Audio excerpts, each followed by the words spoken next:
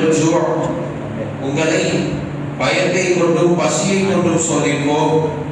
வ-நக்ஸின் மினல் அம்வால் இன்னும் உங்களுடைய பொருளாதாரத்திலே குறைபாட்டினை ஏற்படுத்தி சோதிப்போம்.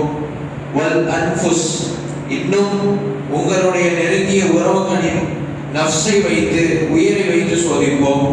வஸ்-ஸமராத் உங்கள் விளைச்சலை வைத்து சோதிப்போம் என்று அல்லாஹ் ரப்பல் அஸ்ஸ வ ஜல் திருமறையில் குறிப்பிடுகிறார். ஒரு மனிதனை 5 வகையாக இறைவன் சோதிக்கிறார் என்பதை இந்த இடத்திலே தெளிவுபடுத்தக்கூடிய ரப்பல் அஸ்ஸ வ ஜல் அந்த இடத்தில் நாமெல்லாம் என்ன செய்ய வேண்டும் என்பதையும் சென்று நினைவு கூர்ந்து பார்க்க வேண்டும். அந்த இடங்களை எல்லாம் கடக்கின்ற பொழுது இவைகளில் நாம் எவைகளை கொண்டெல்லாம் சோதிக்கப்பட்டிருக்கிறோம் என்று பார்த்தால் நாம பெரிய அளவில் எதை கொண்டும் சோதிக்கப்படவில்லை. சிலர் இருக்கலாம், அவர்கள் உயிர் பயத்தை காட்டப்பட்டவர்களாக இருக்கலாம், அந்த அளவுக்கு இல்லை. சிலர் இருக்கலாம், 1 நாள் 2 நாள் பசியில் இருக்கலாம், அந்த அளவுக்கு இல்லை. ஆனால் நம் கண்முன்னே பிலஸ்தீனை நாம் எடுத்துக்கொண்டோம் என்றால் அவர்கள் அனுதினமும் தன்னுடைய உயிருக்காக அஞ்சக்கூடியவர்களாக இருக்கிறார்கள். எப்போ நம்ம மேல குண்டு வந்து விழுகுமோ, எப்போ நம்ம கை காலெல்லாம் போகுமோ என்று அவர்கள் மிக மிக அஞ்சக்கூடியவர்களாக பசி பட்டினியில தன்னுடைய பெற்றோர்கள் இல்லாத நிலையில், உறவினர்கள் இல்லாத நிலையில், இன்னும் சொல்ல போனால் வீடற்ற நிலையில் அவர்கள் அங்கு வாழ்ந்து கொண்டிருக்கிறார்கள். இதே நிலையில் தான் நாம் நம்முடைய நிலையை சற்று சிந்தித்து பார்க்க வேண்டும். எந்த அளவிற்கு அர்ப்பணிக்கப்பட்டு இருக்கிறோம் என்கிற நிலையை நாம் நினைவு கூர்ந்து பார்க்க வேண்டும். என்ன செய்யணும்? அல்லாஹ்விற்கு ஷாக்கிரீன்களாக இருக்க கடமைப்பட்டிருக்கிறோம். அல்லாஹ்வுக்கு நன்றியுடையவர்களாக இருப்பதற்கு நாம் கடமைப்பட்டிருக்கிறோம். நன்றியுடையவர்களாக இருப்பதற்கான முதல் படித்தரம் என்ன?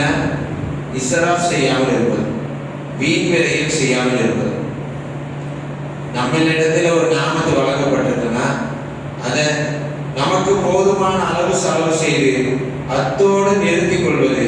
அதிகமாக செலவு செய்கிறேன் என்றோ, அதிகமாக சாப்பிடுகிறேன் என்றோ, அல்லது வேறு எந்த ஒரு நிலையிலும் வீண் விரயம் செய்வதை விட்டும் நாம் நம்மை தற்காத்துக் கொள்ள வேண்டும். ஹஜ்ரத் உமர் இப்னு கத்தாப் ரலியல்லாஹு அன்ஹு ஷாக்கிரீன்களாக இருப்பது, நன்றியுடையவர்களாக இருப்பது எந்த அளவு முக்கியம் என்று பார்க்க போனால், ஒரு முறை உமர் இப்னு கத்தாப் ரலியல்லாஹு அன்ஹு மார்க்கெட் பக்கோட்டை நடந்து போறாங்க. எங்க சந்தை பக்கோட்டை நடந்து போறப்போ, அவங்க கலீஃபாவா இருக்கிறப்போ, அரசரா இருக்கிறப்போ சந்தை பக்கம் அப்படியே நடந்து போறாங்க. என்ன நல்லா நடக்குதுன்னு பார்க்கறது. திடீர்னு பார்த்தா ஒரு மனிதர் வானத்தை பார்த்து கூச்சல் எழுப்பிக் கொண்டிருக்கிறார். அல்லாஹும்ம ஜஅல்னி மின் இபாதிக ஷாக்கிரீன் மின் இபாதிகல் கரீம் என்று. அல்லாஹும்ம ஜஅல்னி மின் இபாதிகல் கரீம், யா அல்லாஹ் உன்னுடைய அடியார்களில் சிலரில் என்னை ஆக்குவாயாக என்று அந்த மனிதர் வானத்தை நோக்கி கூச்சல் எழுப்பிக் கொண்டிருந்தார். உமர் ரலியல்லாஹு அன்ஹு அவங்களுக்கு ஒரே வினோதம், என்னடா இந்த மனுஷன் வானத்தை பார்த்துட்டு நம்ம கேள்விப்படாத ஒரு வித்தியாசமான துவாவை கேட்கிறானே என்று பக்கத்தில் சென்று கேட்டாங்களாம். ஏப்பா இந்த துவா உனக்கு யார் சொல்லிக் கொடுத்தா? புதுசா ஒரு துவா கேட்கிறியே, இதை ஒரு துவா, இந்த துவாவை யார் சொல்லிக் கொடுத்தா? அமீருல் முஃமினீனே, நான் குர்ஆனை பார்த்து தான் இந்த துவாவை படிச்சுக்கிட்டேன். குர்ஆனை பார்த்து படிச்சுக்கிட்டியா?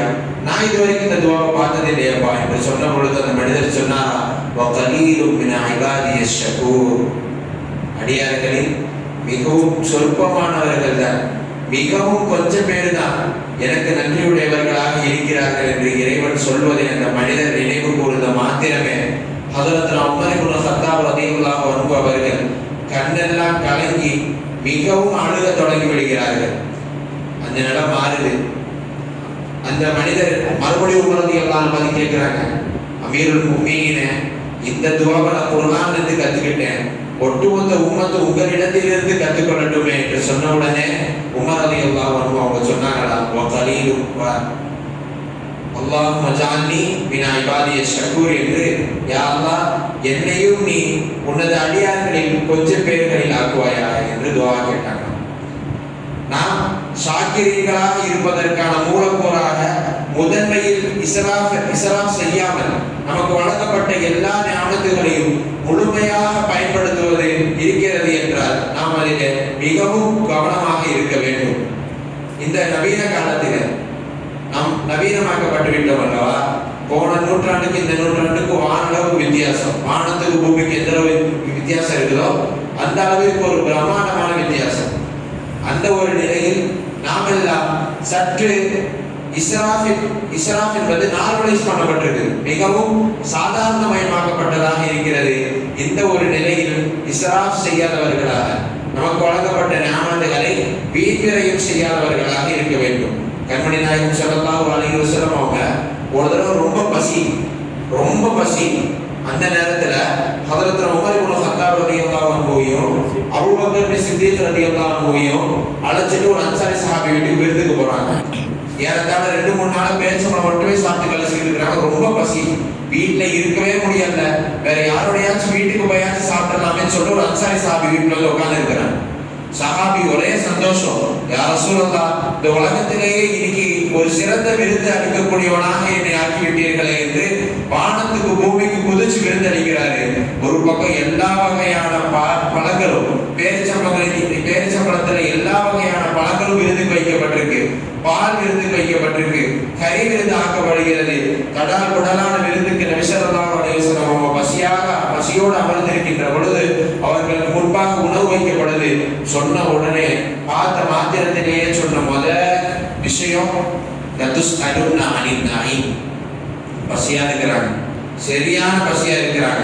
அந்த நேரத்தில் ஒரு குடி குடிச்சிருக்கணும். விருந்த பார்த்த உடனே, விருந்த பார்த்த மாத்திரமே சொன்ன வார்த்தை, இது கூடி கேள்விகளுக்கு பதில் சொல்லியா? யாரை பார்த்து? அமீருல் முஃமினீன், 2 அமீருல் முஃமினீன்கள் முன்னாடி உட்கார்ந்து இருக்கிறாங்க. அவங்கள பார்த்து சொல்லக்கூடிய வார்த்தை, இதற்கும் நாம் கியாமாவிலே பதில் சொல்லியாக வேண்டும். நமக்கு வழங்கப்பட்டுள்ள ஒவ்வொரு ஞாபகங்களையும் நாம் சற்று சிந்தித்து பார்க்க வேண்டும். அவைகளை எல்லாம் வீணானதில் இருந்து செலவு செய்யாமல் நாம் நம்மை தற்காத்துக் கொள்ள வேண்டும். நோன்பு காலமா இருக்கு, சஹர்ல நல்ல சாப்பாடு ஆக்கி போட்டிருப்போம், கம்மியா சாப்பிட்டுருவாங்க, மிச்சம் பாக்கி சாப்பாடு இருக்குதா, திடீர்னு யூசத்துல கண்டெய்னர்ல வச்சு யாரெல்லாம் பசியோடு இருக்கிறாங்களோ அவங்களின் பக்கம் சாப்பாடு அனுப்பிச்சுடணும். டக்குனு போய் ஃப்ரிட்ஜில் போய் கூட்டிடுறது நம்ம வீட்டு வழக்கம். அப்படி செய்யக்கூடாது. நம்முடைய வீட்டில 3 பேர் இருக்கிறோமா, சற்று அதிகமாக சாப்பாடு மிஞ்சி விடுகிறதா, பசியோடு இருப்பவர்களை நோக்கி அது சதகாவாக மாறி இறைவனின் பொருத்தத்தை தேடுவதற்கு முற்பட வேண்டும். இதைத்தான் இஸ்லாம் நமக்கும் சொல்லித் தருகிறது. ஆக இந்த ஒரு ரமதானில் இருந்து, இந்த ஒரு ரமதான்ல இது அமலாக்கப்பட வேண்டிய விஷயம் அல்ல, வாழ்க்கை முழுக்க நாம் அமலாக்கப்பட வேண்டிய விஷயம் இது. நம்முடைய ஒவ்வொரு ஞாபகங்களையும், அது சாப்பாடாக இருந்தாலும் சரி, உடுத்தும் உடையாக இருந்தாலும் சரி, கழிக்கும் நேரமாக இருந்தாலும் சரி, எல்லா ஞாபகங்களையும் சீர்வர நாம் எல்லாம் செலவு செய்ய வேண்டும். வீண்விரயமாகாது செலவு செய்ய வேண்டும். ஒரு கால் அந்த ஞாபகங்கள் அதிகமாக இருக்கக்கூடிய பட்சத்தில் நாம் எல்லாம் அதை தேவையுடையவர்களுக்கு தேடி தேடி வழங்கி இறைவனின் பொருத்தம் பெற்றவர்களாக ஆக வேண்டும். ஏக இறைவன் அருள்பாலிப்பானாக. வஆகிர் தஅவானா அல்ஹம்துலில்லாஹி ரப்பில் ஆலமீன். அஸ்ஸலாமு அலைக்கும் வரஹ்மத்துல்லாஹி வபரகாத்துஹு.